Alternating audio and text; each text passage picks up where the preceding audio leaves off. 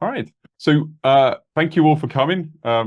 We are still letting people into this great talk.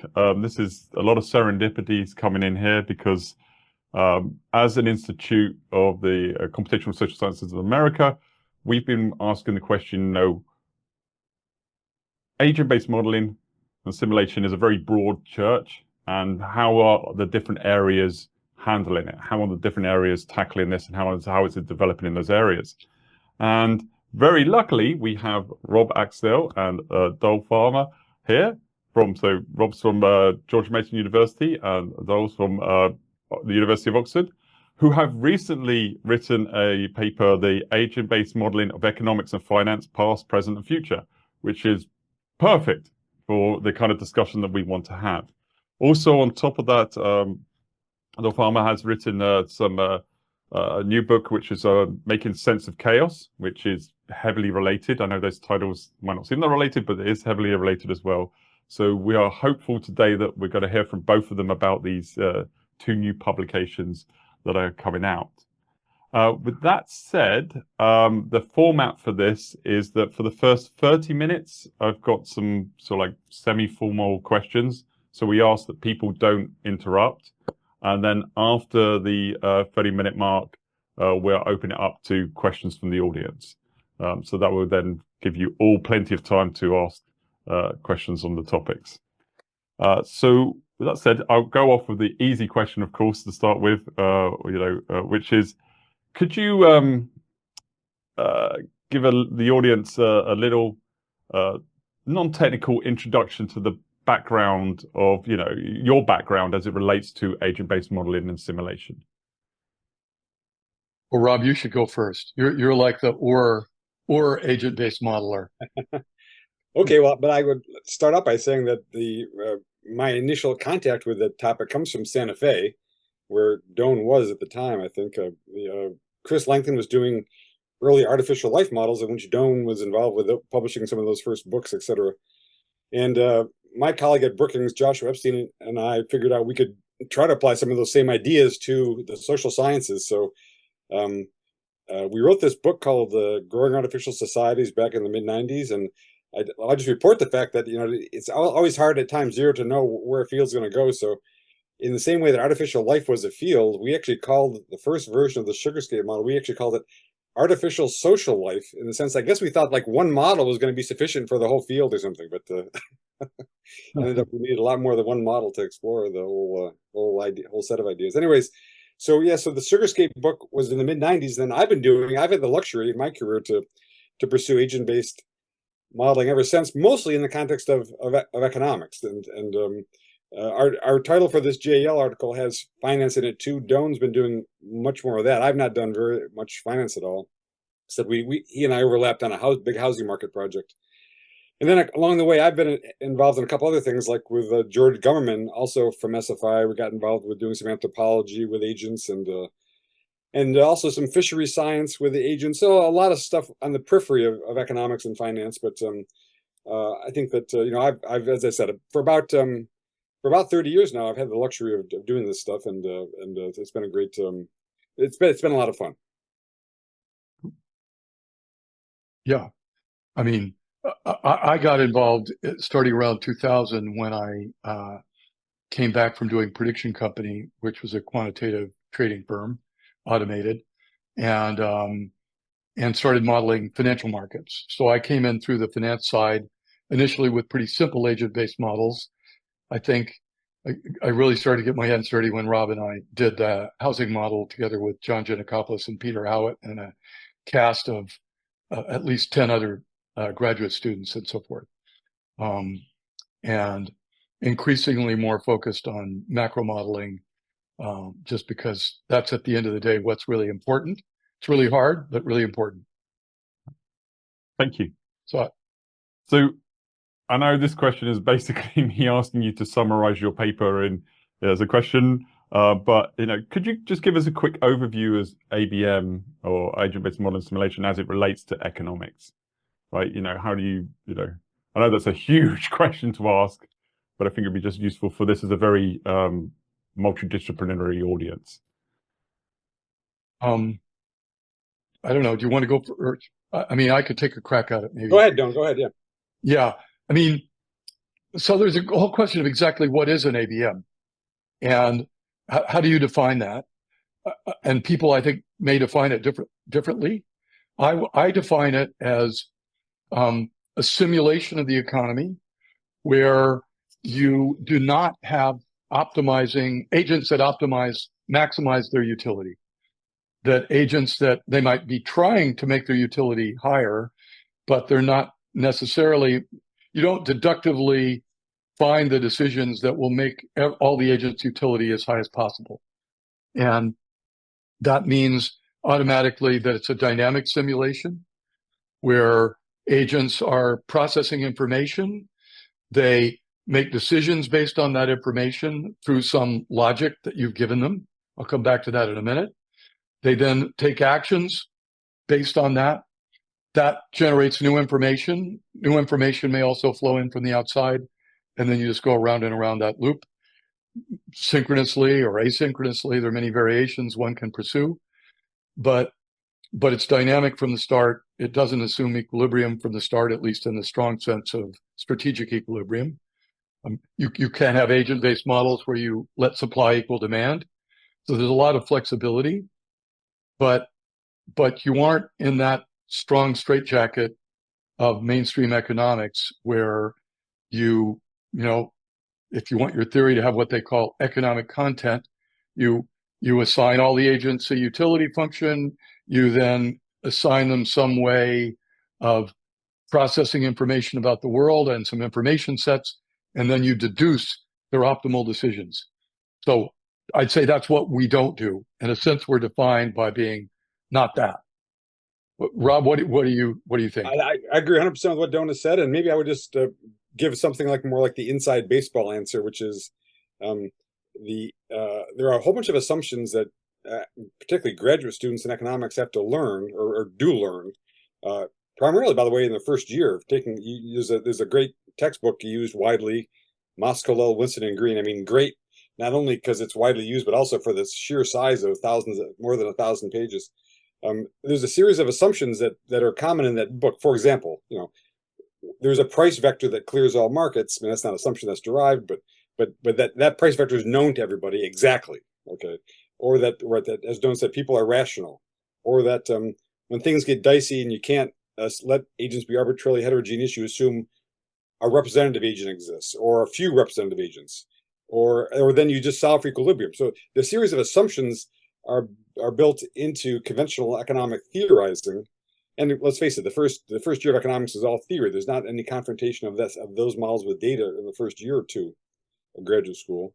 So I think one thing that ABM really can be thought of as is it's a way to start relaxing those very strong assumptions. Like, when you go out today, I mean, are you paying for your pastrami sandwich exactly the same price that somebody in a different city is paying for their pastrami sandwich? I mean, why is the price vector got to be uniform throughout the whole country for pastrami sandwiches, right? I mean, so I think that a whole bunch of things, not just don't focus on the rationality assumption, which is key. And of course, Herbert Simon dealt with that started talking about that back in the 50s. But other things like why is it that policy is usually conceived of from the top down through a social planner who has perfect information? Why can't we have tacit information in our models that certain agents know certain things, other agents don't know that, right? So there's a whole series of assumptions that I think ABM facilitates us relaxing. And then I guess the one big issue, one big question is that if you can't turn all those kind of relaxations on at once, or else you're going to go off into Netherland, and you won't know what's going to happen, right? So you got to take a structured approach where you're going to start with what you know, and then start relaxing things piecemeal, and hopefully you're going to sail off in the direction of India and land in India and not Haiti, right? I mean, so so I'm just, maybe that's kind of an orthogonal answer to the one that Doyne gave. Thank you both. So, okay, I think you've been hinting at this, so I have to ask this question, which is in economics, there is that cultural tendency towards a sort of like parsimonious analytical solutions, and that's a cultural aspect. I mean, you guys, as we talked about before we even started this conversation. It's like how, that penetration of that. I mean, can you talk a bit about that? Can you talk about the difficulties of doing that and whether or not you think it's going to be effective in the long term? Well, I mean, the point I emphasized in my book, and we also emphasized in this paper, but I really settled on this as a key difference is tractability. I think where the traditional approach really hits a wall is when you try and model things that are too complicated with nonlinearities and too many agents. I quote in my book, actually, Quebec's and Leibson saying, well, in a traditional model, once you have more than about 10 agents or 10 independent variables, you really can't, the solution times begin to be measured in days or weeks. So I think that's the big advantage we have in ABM. That's the big one. We have lots of other ones, but the big one is that we can take more complicated situations and we can have millions of agents if we want and run things in a reasonable way and actually put in all the effects that are needed. And I think that's a really big effect because otherwise you just hit a wall and you're continually deciding which thing you want to leave out of your model because you can't put all the things need to be in there in the model. And maybe another way to say some of that is that when we started doing ABM back in the mid '90s, we didn't have a lot of data. Particularly, we didn't have a lot of micro data. We had macro data, but not micro data. But now there's huge amounts of of various quality micro data available. And so, in some sense, maybe back to Doyne's point about Leibson and Quebec's is that, the only kinds of models these days which can really eat those microdata are ABMs. I mean, yes, there is a field called microeconometrics, but that's going to use very simplistic kind of linear specifications of what the input output is or something, right? But so if you really have microdata and you say, we know the agents do this under these circumstances, or like, we have this administrative data showing, how big the firms are now. We can really utilize that with ABM, and maybe this is one point that I'd like to just come down on maybe one slight issue of disagreement that maybe Doyne and I have, maybe because it's always fun to focus on the slight disagreements, is that he used the word simulation, and I don't mind the word simulation. I think a lot of what we do in ABM does have the flavor of simulation. I will point out though that some of it is really less about saying, I literally want to simulate, that is, reproduce in quantitative detail the actual thing I'm studying. Because, for example, I may have a theoretical model. I mean, Bob Axelrod has pioneered many ABMs that are really theory. You may or may not want to call them simulations, but I do think that if you have microdata, you can really talk about building a high fidelity simulation of an economic system. Although we should, be honest about it and say that the word simulation is a little bit of a dirty word in economics. It has been for a long time, and maybe part of what we can do with ABM is to rehabilitate that word, because if you're the claim about simulation always was you can get anything you want with a simulation, but if you're going to discipline the simulation with data, then of course it's a whole nother game. Yeah, no, I don't think we disagree on that at all, Rob. Okay. I guess I actually try to avoid the word simulation just because of its historical difficulty with economics, don't believe it? Yeah. But I think that sort of leads into the next kind of question I got here. So, Don, your book is, Making Sense of Chaos, right? That's the title. I'm guessing that you weren't necessarily just focusing the target audience to be economists, right? You were going to try and be more general with that.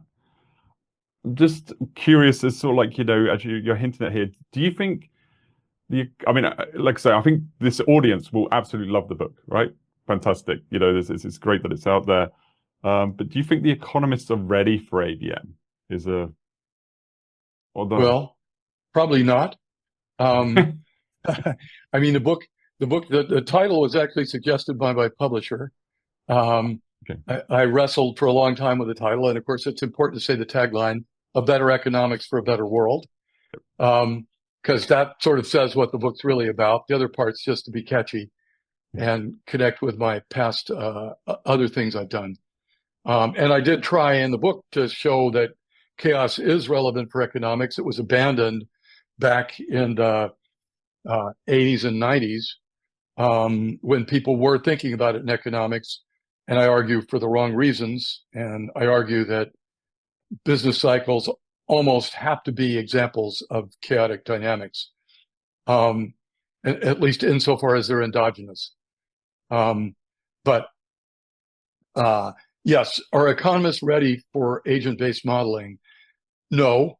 But on the other hand, I sense some cracks. Young economists are, in my experience, much more open to that idea. They're under pressure from the more senior ones not to go that direction.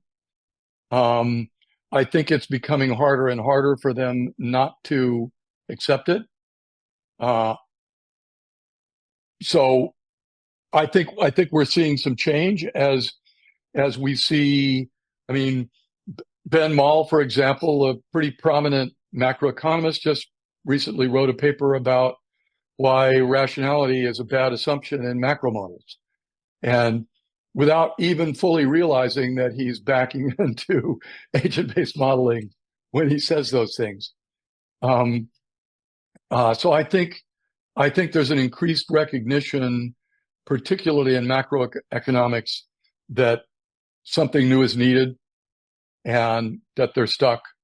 And so I think there's mounting pressure in that direction.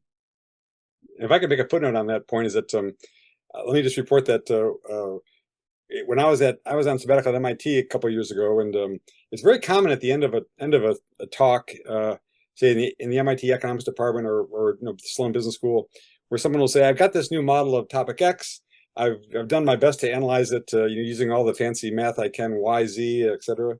And now at the end of it, I don't really have all the answers I want, so I'm going to resort to what? To a simulation, computational rendering of it, oftentimes with individual actors resolved. So of course that's exactly an ABM, and they're not even sure what to call it, right? They just call it but it's always like, once I failed to do the thing that I was trained to do, now I'm going to do something that actually works to give me an answer. Thank you. So this is, I guess this may come across as a bit of a loaded question, but I'll ask it anyway. So you've already hinted that talking about that connection with macroeconomics, right? And the ABM being connected there. But there's obviously a rich history of game theory and, being the microeconomics being connected to agent-based modeling as well. From the practical perspective, and I think you've hinted this in the article quite a bit. Where do you see ABM fitting into that sort of like subdomain split within the economics realm? Yeah, well, I think it's essential to be in that domain. And I've written a series of 4 or 5 papers now, 5 actually, over the last 25 years or so, trying to address that question and asking in an iterated game where players play repeatedly, when do things settle into fixed points and equilibria, and when do things do something else, and showing that they frequently do something else, which is chaotic dynamics. Actually, another reason for that in the title. And I think business cycles are coming from there. But in which, at least when the agents are boundedly rational, we've been able to show they don't settle into equilibria, and they particularly don't if the game is competitive and complicated.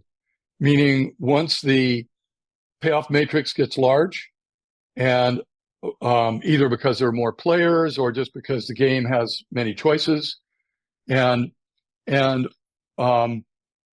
where the game is complicated, meaning, competitive in the sense that if I win, the other player loses. So it has some element of zero sumness, doesn't need to be zero sum. But when those conditions are met, then it becomes very likely that the game will not settle into equilibria and will instead have chaotic solutions. And how do you deal with that? You have to have an agent-based model, because it becomes a very bad approximation to just pick an equilibrium, Nash or otherwise, and just say, this is the behavioral answer. You can much more get at the essence of the answer in an agent-based model. It can be quite simple, and you see a lot of really interesting stuff. I have a paper with Tobias Kalla where we, for example, see, we studied large games, say the payoff matrix might be 100 by 100, because there's a lot of possible choices. And we see agents, the game goes through fads. There'll be a period where the players are only playing a few of the possible strategies, and they use those a lot. And then for some reason, they abandon them and they go off and play other strategies. And we see all kinds of rich behavior. Clustered volatility emerges generically, more or less. So we see a lot of very interesting behaviors emerging in a generic way in those kind of settings. And obviously, you need an agent-based model to do that. And I would mention the fact that that the relation between ABM and game theory is I think interestingly has many facets in the sense that I think Doyne and I we once had a colleague who's passed recently, Herb Gintis, who thought he hoped he could unify all the social sciences under a kind of a game theory umbrella. But game theory, as it's evolved, has focused largely on rational players and players who can do fairly elaborate calculations. And some of you may know that the fairly recent computer science results, in fact, by Doyne's colleague at Oxford, Paul Goldberg and co-authors, show that in general, as the size of the strategy space increases, it becomes exponentially harder, kind of painting with a coarse brush here, to compute what are the Nash equilibria, for example. So it's not obvious that realistic players, human players, would end up in anything like Nash equilibria. So that invites the kind of rich dynamics that Doyne suggests. And so I think as opposed to what Herb thought, where maybe game theory could be a unifying framework for all the social sciences. I mean, I do wonder if maybe ABM could be that. ABM is so general, so flexible. It might be a way to think about doing a whole bunch of things that are even beyond what we normally do today. I just report the fact that I'm just back from India, and went to a workshop on how elephants and tigers are interacting with humans in response to climate change. And I just did a quick lit review, and what do you think? I found 6 or 8 papers by some of our SFI colleagues like Cy Levin and other things about how do tigers move in response to human activity, ABM. How do elephant herds move as a group? Another ABM, right? It's amazing how ABM is just all over the place, and it's really kind of a Swiss Army knife of the modeling world now. Whenever you want to model individuals, the ABM is really a broad, generally applicable approach. Though in ecology, they call it IBM, right? Individual-based models. And I can remember very clearly, Doyne, sitting with Chris Langton at the SFI, and I don't know if it was the convent or where it was, but in about 1990 or 91, and this question arose, and basically Chris said, "We're never going to call it IBM because there's a big company with that acronym or something," right? So Chris was never going to let that happen. So, thank you. So, actually, you've hinted at this as a little bit. So, just this idea of this the growth of the literature within the ABM community. In the paper, you did this great job of showing that how game theory, grew as by published articles, and then so did experimental economics. It grew as well. And then, ABM's also following this even sharper track of publications that are coming out. But the question I got for you is the actual growth itself. I would advocate that there is probably more game theory papers post-2000 than there were pre-2000, just by the sheer volume that's coming out in the literature right now. How do you see, within the ABM community, just the sheer volume of ABM papers coming out? How do you see that being handled as an academic? And as a community, how do we deal with this issue of volume? Rob, why don't you take that?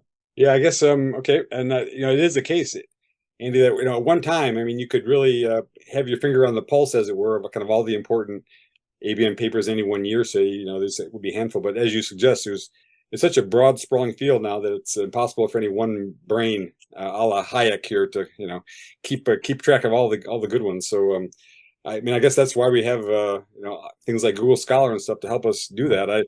I wonder if this may be a time to take a slight detour over to you mentioned macro a bit ago, and you just say that even in ABM macro right now, there's a lot of different work by different people, different groups, and I even find it. I'm not a macroeconomist myself, but I find it hard to keep track of all of it. And I think that Doyne and I had, I'll just report that we had a fairly challenging effort to really survey that whole literature, because it's not only is it significantly large, but it's also rapidly changing. And for example, just in the past couple of years, there have been a couple of models by Carr Zums and colleagues that have kind of changed the competitive landscape vis-a-vis DSG models, for example. And then of course there's other groups like Dossi and Roventini and Pisa who are working on macro and other things. So yeah, I think that the scale of ABM is just amazing, and of course with more and more computation available, more and more micro data, it's just going to keep going. So big challenge in the future to do it all. I mean, this may be in some sense which our survey becomes immediately obsolete, which is a good thing. That there's so much work going on that what we have said here is going to is really kind of an example of the frozen landscape circa 2000 or early 2020s, and now maybe that the best work is yet to be done, and hopeful that we'll see a bunch of good stuff on the horizon. Maybe just to add, I think an important bifurcation that's happening is quantitative ABM. That is ABMs that are matched to data, that are really intended to make forecasts or make quantitative policy analysis. And it's hard to do. You really have to have the right data sets to be able to do that. But I think that's an area of great promise, because then the models become much more solid. They become falsifiable in a much stronger sense. They make much sharper predictions. And it means you can also go head to head competing with things like DSG models, making time series predictions. So I think that's a primary battlefront right now in ABM. Whether we can really do that, there are some examples where it's been successful, and if that starts to be more successful across the board, it could really trigger the major takeover of several fields.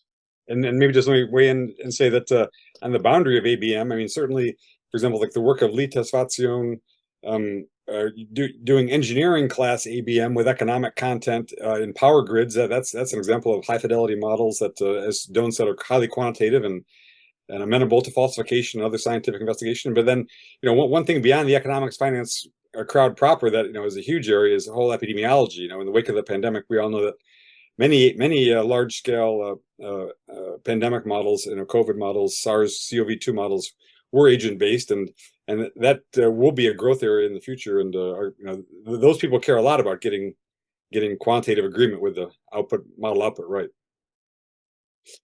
Thank you.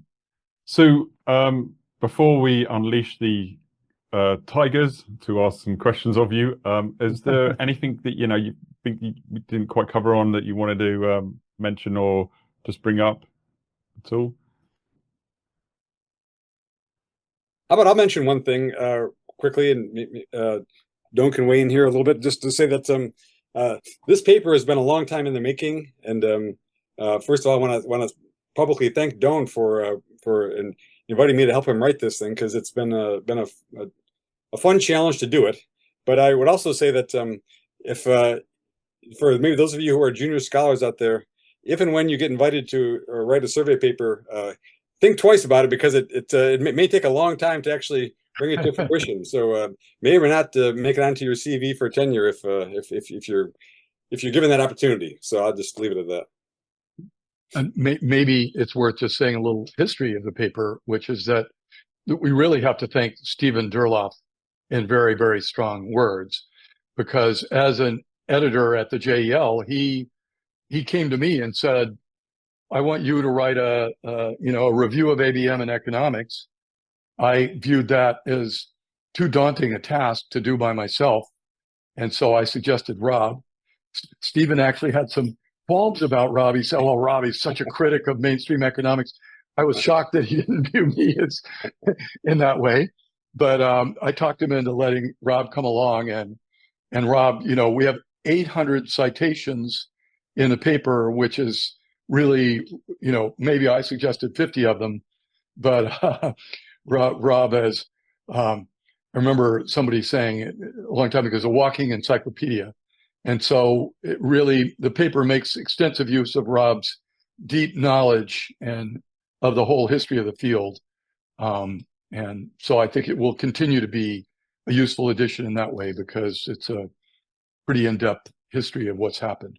And maybe just one of the other follow-on is to say that in the process of writing it, we came across several other great surveys of ABM and related fields. For example, I'm thinking the Elizabeth Brooks survey of ABM in sociology was one we came across, and then Tim Golden's spouse has written a great one in psychology. So anyway, and there are others. So it seems like these things are coming out now, and it may be that there's lots of good ways now to get on top of your own field, whether it's economics and finance or something else, and how ABMs are being used by looking at one of these surveys. So it's a lot of work to put one together, but maybe it's a good way for junior people to become quickly abreast of the work that they should know about. Absolutely, I enjoyed it. So I would say for the audience members that I was able to read it and I enjoyed it and I understood it and I really pulled some things out from it. So if I can do it, you can easily do it, right? So let's move on, if that's the case, shifting to the audience and get some questions. So I've seen we've got one question, I think, in the chat already, and then we got Jacob afterwards. So I'm going to do the oh, sorry, no, this is Tim directly to me asking me to plug the conference, which was a fair point, which is we do have the CSSSA conference in November. So please come to that. And I think the papers are due in June. Someone can send that out. Anyway, so Jacob, you are first up. So please, can you ask your question? Before Jacob goes, I just want to point out that I just pasted a link to the conference website in the chat. And yeah, please come and tell your friends to come. Grad students, it's a great conference, and small single track. You should come. Santa Fe in the fall, Tim. Yep. Santa Fe in the fall. It's very beautiful. Good. Okay. Thank you both for joining us and giving this talk. I really look forward to reading the book and the paper. I have a question I'll ask from a couple different angles, and then you can answer whichever way you want. So I'm curious about your view on the relationship between ABM and other methods. So like, in what cases are there other methods that are better in some cases, or are there complementary methods, both from neoclassical economics, also maybe from things like system dynamics? And so maybe another way of asking the question is, if you were designing the economics PhD curriculum from scratch, like, how much neoclassical economics would you have in there? How much ABM would you have in there? How much other things would you have in there? Oh, interesting question. I'm curious. Well, I'll be curious to hear what Rob says. I think, I think the other things have value and are complementary. I would basically say it like this: if you have a simple problem where the agents can plausibly understand all the aspects of the problem, then standard neoclassical type methods can be useful, because it's a simple framework and rationality becomes a plausible assumption. In my book, I use the example of tic-tac-toe, which I remember when I was 10, I figured out the strategy where I could go second. Even if I went second, I could always get a draw. And my friends quickly figured it out too, and we stopped playing tic-tac-toe. So rationality works there. Nash equilibrium, we discovered the Nash equilibrium. And so the game became boring. So, but for chess, we have no idea, we can't state a Nash equilibrium. We have no idea. There could be a million of them. We just don't know. It's too complicated. And so I think the complication is really an important thing to ask when you're picking a method. And similarly, if you just want to do a simple conceptual model, system dynamics can be a useful tool. It can be useful for just understanding qualitatively what's happening. They're easy to throw those models together. But once things start to get more complicated, it becomes very difficult to calibrate those models, and using ordinary differential equations becomes a straitjacket. And in both cases, when things get more complicated, you need ABM. I have a feeling as economics goes forward, we'll just see agent-based modeling occupying a bigger and bigger fraction of the field, because the real problems we really care about solving are hard and need more complicated solutions. Not to say that you can't have simple ABMs that illustrate conceptual points that are also very useful. But so, yeah, in my curriculum, ABM would be the big part of it. And there'd be a little, bit of neoclassical and a little bit of systems dynamics. Rob may be even more radical. I don't know if it's more radical, but by the way, Doyne knows I've been chomping at the bit to pull up table 1. So I'm going to take the liberty of doing that. So in our paper, we have this table, which hopefully you guys can see at this point, in which what we do is we say, all economic models have stuff, and hopefully you can see my cursor, that are on the left-hand side. Like, there's going to be a certain number of agents engaging in certain kinds of behavior. They either learn or they don't. They have beliefs. They, markets are either present or not. Firms are there or something. Okay, so you have all these features, and there are more, but this is just, once again, just a shot at kind of describing in qualitative terms how economists, finance people work. So the middle column really is how we teach graduate students. So in economics, the Moscolo, Winston and Green book, the Krebs book, the Varian book. I mean, these great volumes of conventional wisdom. What you're right. In general equilibrium, you can assume, you can figure out, in symbols how the whole thing works with n agents. But many other areas you have to, we know how monopoly works. We know how oligopoly works. That's 1 or 2 agents. Dixit-Stiglitz has a continuum of agents, so that's infinite number of agents. But what if someone comes to you and says, what if somebody at the Federal Trade Commission came and said, we have this problematical part of the economy where there are 7 firms competing, exactly 7. How are you going to solve it? I mean, you can't solve it on pencil and paper with seven competing firms. As Doyne said earlier, that's too many things to solve. But then there's this whole suite of things as you walk down here. I mean, my university is on Route 123. So those of you from Northern Virginia know that. And at the other end of Route 123, there's a federal agency with the word "central" in the title. I mean, many economic models assume information is centralized, but that's a crazy assumption, right? That everybody knows everything, everybody knows the same thing. But in reality, information is distributed, tacit. So in general, you want to move to the right-hand side. Now, I will report that Doyne and I went around and around on what do you call the right-hand side of this table. Could it be called something like complexity economics? Could it be called something like graduate school education of the future? I mean, I don't know. In the end, we have it's more realistic to assume the things on the right. Basically, like on the temporal structure, don't assume it's static, make it dynamic.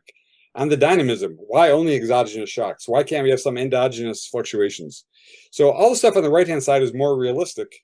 And I think that the education of the future is going to have to go this way. Now, you can make a lot of progress. And our colleague from SFI, Matt Jackson, who's at Stanford, has made a lot of progress, for example, by saying, look, let's assume all the stuff in the middle column. But now when it comes to the interaction topology, let's put in a social network, right? So let's do rational actors with, full information on a social network. And you can do that, and you can make progress doing that. But if you want to do social networks plus evolving preferences, plus heterogeneous agents, plus 7 firms, I mean, that's going to be a tall order, right? And so now on the one hand, just from a purely, intellectual point of view, we don't know how to do the math on the right-hand side. So we're going to resort to computing. But once again, if you can discipline how you do the relaxation to be in accord with data you have about the real economy, then you can really think about relaxing, 3, 4, 5, 6 of these things at once. And so, Herb Simon said, let's focus on making the behavior more realistic. Matt Jackson says, let's focus on making the social networks part of the story. and we can assign people different names for these things, but ABM is a way you can do a lot of that stuff, and to my mind, that means it's really the way to do things in the future methodologically. Now there are other methods can get you one or two of those things, right? But is there a general purpose methodology to get you arbitrarily number of agents interacting on arbitrary networks for arbitrary amounts of time at out of equilibrium? I mean, that's a tall order for any methodology, and but ABM at least offers the possibilities of doing that. And sorry for the long-winded answer, Jacob. Maybe I could just chip a couple of things in.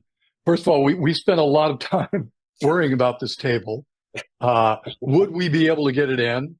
And the labeling of the third column is let's say diplomatic, because I think at some point it said complexity economics, and we just put increased realism, but in part for another substantive reason, which was that ABMs don't have to have everything on that third column. They might even just have one or two of those things and keep the other stuff simple.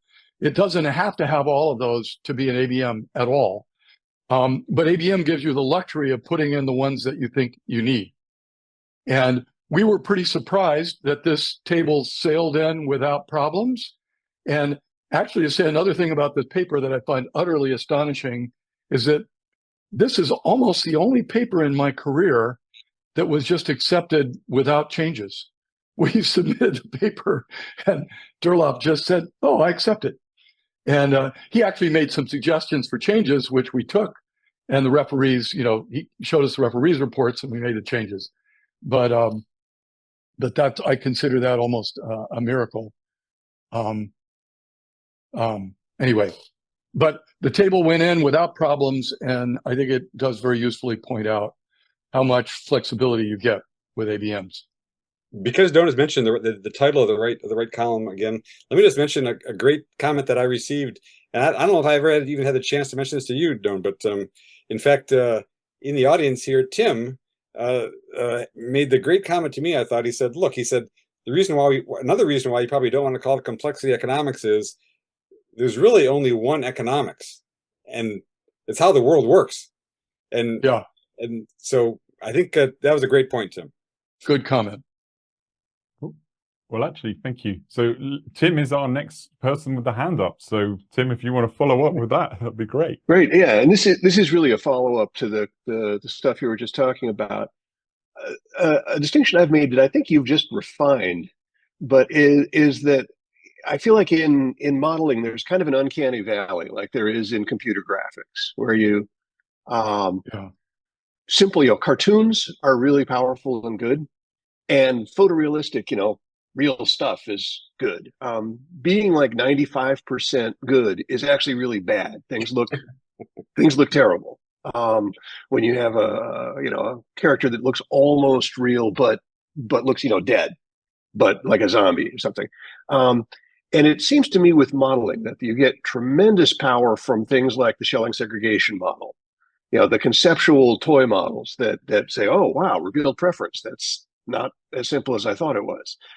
And then there's a lot of power to be had from things like your subprime mortgage bubble effort, where you really have a huge amount of data and you're including a lot of things, and you can really start to get traction on how the world works. There does seem to be a place in the middle where the model gets awfully complicated, but doesn't produce realistic behavior yet. And I guess you've just suggested a way around that, which is to dip your toe into the relaxing of assumptions.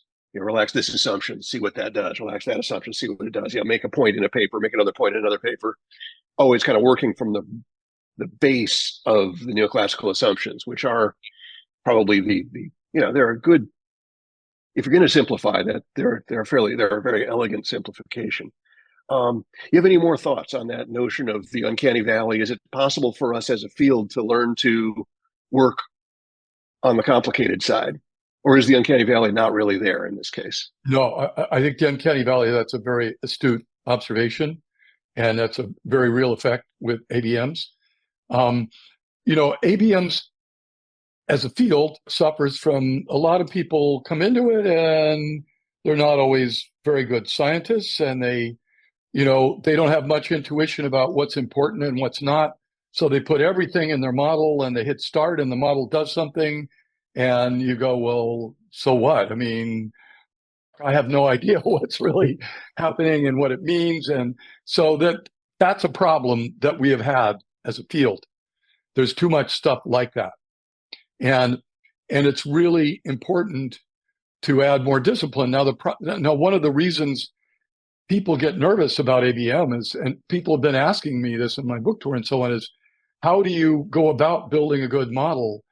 And the fact is, it requires a lot of judgment. There's an art to going, okay, I think this is important and this is important and this is important, and I can leave the rest of the stuff out, at least to start with. And do you build your model up starting simple and adding features, or you make it really complicated and then pare them down? You need to do one or the other, because you're not going to just get it right the first time. And so I think that's a challenge we have in ABM. I think some tools are coming into play, like there's a nice formalism developed by Jim Sethna for understanding which directions are the parameters stiff in and which directions are they sloppy, meaning which parameters really matter, or combinations of parameters matter, which combinations don't. So you can do sensitivity analysis in a systematic way. We need to really start developing formalisms. We need to have benchmark problems. Machine learning's made a lot of advance by saying, okay, here's a benchmark problem. How well do you do quantitatively at predicting this? And so I think as a field, we need to develop more of those kind of problems so that we have more discipline. But I think that uncanny valley you're talking about is a very real problem that the whole field is wrestling with how to resolve. I have one comment which has to do with I had the luxury of serving on Tim's committee with the great Schelling, Tom Schelling, and I've always asked myself, where did he say this? But Schelling has said this many times, and I don't have any. I've never been able to find a good quote that he said it, but I'm going to confirm that this was his attitude. Okay, for Tom Schelling, he said, a model was done not when nothing else could be added to it. A model is done when nothing else can be taken out of it, while you still are getting the output that you care about. And I guess there is, my feeling is that there's a bit of a double standard here when it comes to mathematical versus computational models. When it comes to, in particular, let's call it agent-based models versus, let's say economic theory models, or maybe finance theory models. If you're in a finance theory talk and someone I found this great, phenomenon P with this specification, it would be very rare, my feeling, for someone in the audience to say, well, you got the phenomena P coming out with this set of assumptions. Now I think that behavior B matters. So how do the results depend on B?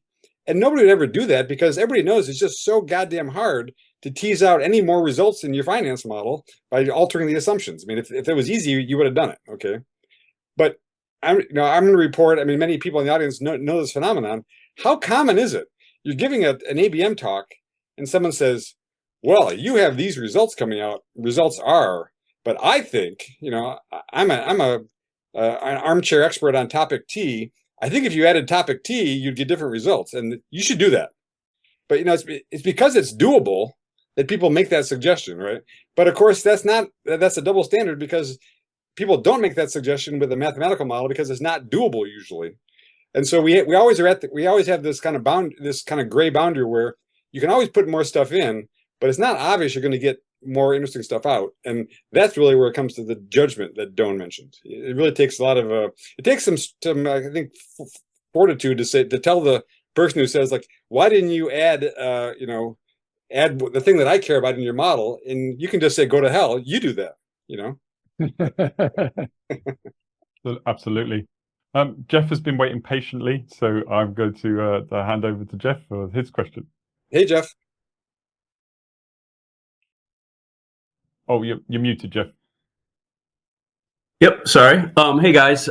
So I'm just to give you a little context, I'm a banker by spent my whole career in industry, but I'm an academically trained economist. And the main reason I chose banking and going the industry route was because that's where all the data was. Right. So anyway, so just to give you a little bit of context from where this question is coming from. So in my work at a regional bank, I led a team to build an ABM-like framework using real customer behavioral data to simulate interactions among customers, dealers, and bank stakeholders. And in this case, it was actually auto dealers. We were working on solving challenges around our auto portfolio. So initially, we had to treat the macroeconomy as an externality, right? Something we couldn't model directly. But over time, we adapted the model dynamically as we observed agent behavior shift in response to economic conditions. And the model is great, actually. It helped us predict systemic dynamics like credit risk clustering and competitive pressures on pricing and things like that. So I called it an ABM-like model because, first of all, I did this it was actually before the financial crisis. So this was before the word ABM probably even existed. But the more I've read your work, Rob and Doyne, I've really come to realize, oh my God, we were doing this, but at a kind of this practical hidden away level, right? Because we don't publish what we do because it's competitive sort of thing. So anyway, so my question is, given your work on policy relevant ABMs and complexity economics, how do you see the role of data-driven, real-world, discipline-constrained ABMs like ours, for example, in kind of bridging the gap between the theoretical agent-based models and then just how, like a bank or organizations like that, how they could practically use them in decision-making in those commercial settings? Well, I think this is starting to happen. We've started a company called Macrocosm, and we're trying to scale things up and reduce them to practice and provide some turnkey solutions for problems that lots of people have. So doing the kind of thing you're talking about, but maybe focusing on problems that we think have a lot of applicability across the board. And I think the discipline of comparing to data is essential. I think Rob's statement earlier that microdata really, really helps. It's very hard to build a macro model from the bottom up if all you have are the macro variables to calibrate it against, because there's so many possibilities for how you can do things at the micro level that you don't have enough selection pressure coming down to push you to the right thing. But I think we're increasingly going to start to see that.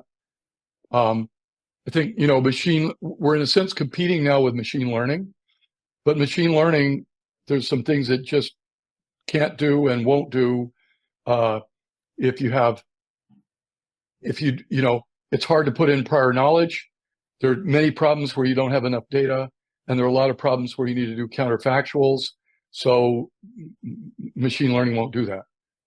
So, but I do think we're going to see a shift to quantitative ABMs that are used commercially and are very important. And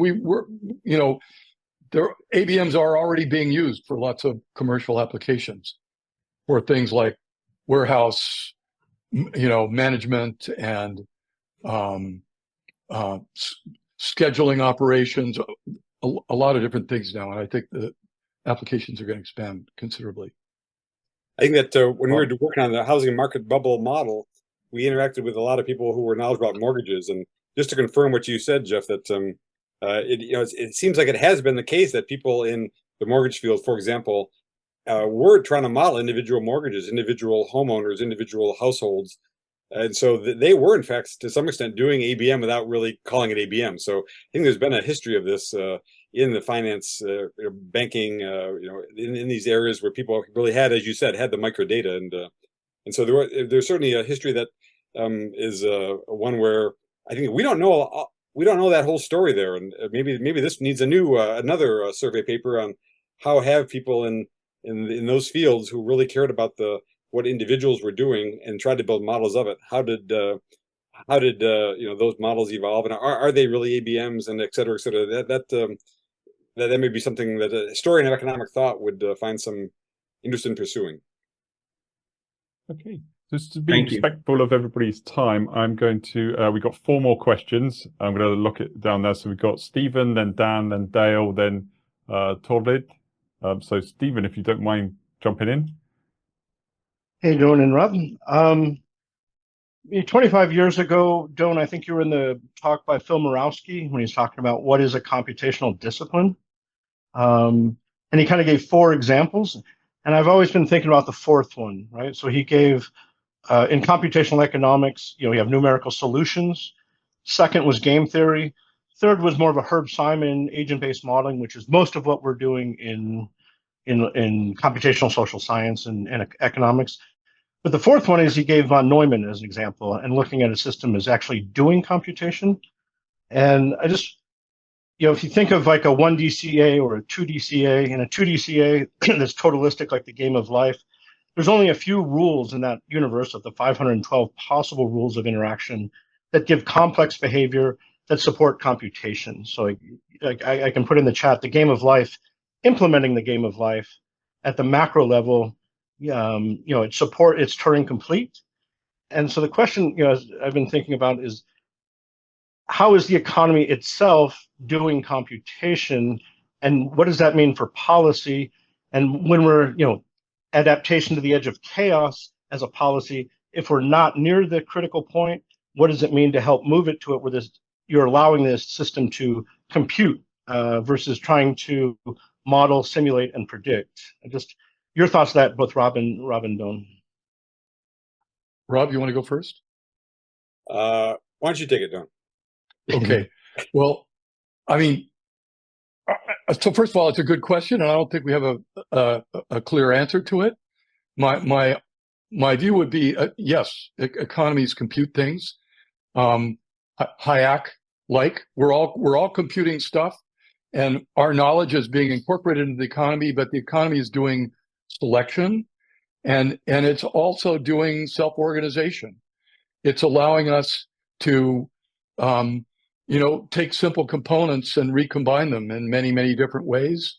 It's allowing us to do continual experiments with new strategies, and it's a framework for focusing and selecting innovations, and but I think in a certain way, it's a very primitive kind of computation. It's not. I don't think we need computation universality for the economy to do its job. It's more like a very simple analog computer that's just shaking things down and providing a framework for them to interact with each other. A subjective view, because I don't think we have a good theory for any of this. Yeah, I hesitated a little bit just because there is an academic answer to it, Stephen, which I think but it's not very satisfactory. And the academic answer is something like, particularly in economics and finance. I mean, the conventional view, the Kenneth Arrow, Gerard Debreu view of the economy is that there certainly exists fixed point equilibria. These are proved to exist via the Brouwer-Kakutani theorem, so-called. But these theorems, just show existence and do not give you an algorithm, as it were, to compute what are the equilibria. Now, when people like Herb Scarf and then subsequently Christos Papadimitriou and other people have studied then the complexity of these algorithms, it turns out it's actually really hard to compute Brouwer fixed points. I mean, it's actually it's not quite NP hard, but it's in this new complexity class called PPAD. So I think the conventional academic answer is the view of the economy and financial markets that's taught to graduate students is actually not a computer savvy one, not a computationally credible one, because it's only a computation that God can do. So then the alternative is, you can say, well, let's conceive of it in Hayekian terms, and it's just a big distributed computer. Okay, so now you got to throw out all the Walrasian stuff. You got to throw out all the conventional, markets always clear stuff, because you're in a world where there are wealth effects and other stuff. I mean, I have a paper about this, 15 years or 20 years ago now in the Economic Journal about the complexity of exchange processes.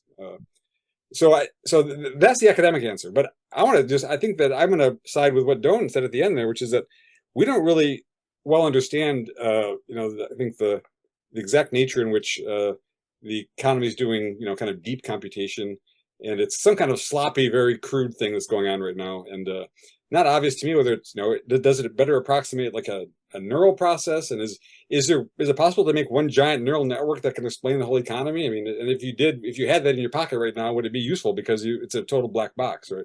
So unclear to me how to give a good answer to it. But I think that my feeling, Steve, is that the whole business about computational completeness, Turing machines, all that stuff that Wolfram put on the table with simple CAs, that's not the right way to think about what we're doing here. Yeah, I agree. I just want to add one little note. You mentioned Papadimitriou. So he has a paper now in PNAS basically saying Nash equilibria aren't the answer. Games are always going to do dynamic things.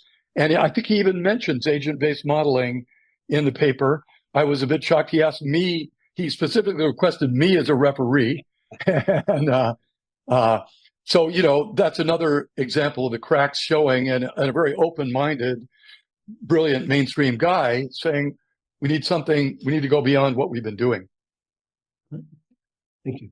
Thank you. Right, so let's wrap this up with, so Torvlin, if I pronounced your name wrong there, I apologize, but you're up for the last question. Thank you very much. Torvald is the name, and greetings from Stockholm. And hopefully this is a suitable last comment. This is more of a thank you to Doyne and Rob. We're setting up a research institute on the labor markets. It's me and Frederick, who's also in the meeting. And this is our first time setting up an institute, so keep your fingers crossed. But it's very humbling to be in a Zoom meeting with Rob and Doyne, because these are idols whose writing have led me to use ABM as the key modeling techniques of what we're going to do. And I've been following the development of today's paper for a long time now, so I can understand. He worked for a long time with it, and of course read Doyne's excellent book. We're in the situation where we have really good empirical results of interventions for about 15 years, and now we're shifting to modeling to explain why the results are good. And because of our extended clinical experience, we believe we have a good idea about what should be put in the model.